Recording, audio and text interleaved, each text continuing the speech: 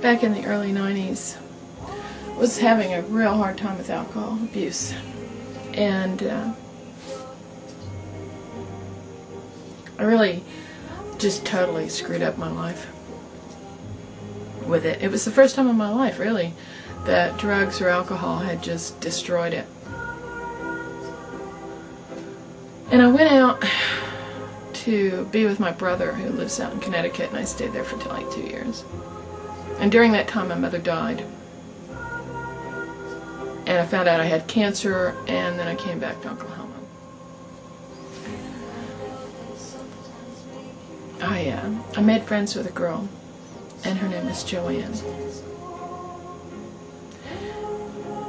And this girl, when I think about her, was one of the most loyal, steadfast friends I've ever had in my life. When I came back to Oklahoma after finding out I had cancer, and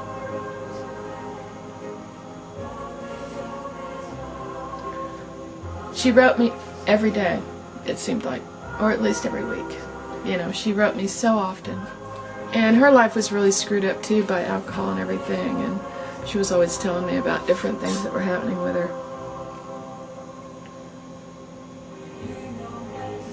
And eventually she was diagnosed with cancer.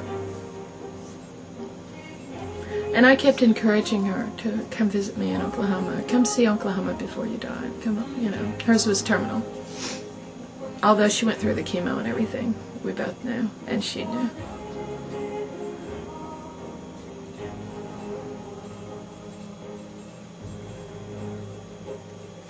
So finally her mother brought her out here.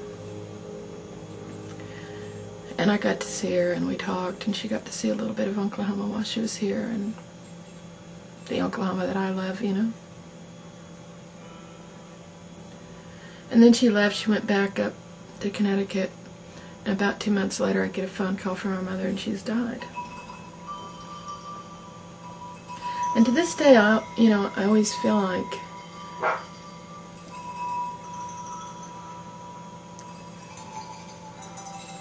I lost the only friend I had in the world.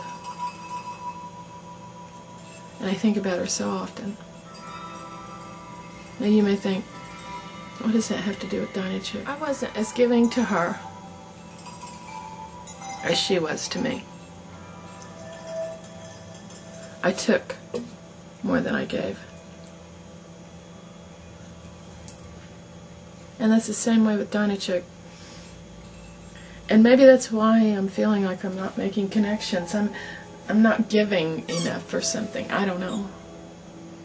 Maybe I've become so much of a recluse and closed myself off so much that I'm unable to make connections with people.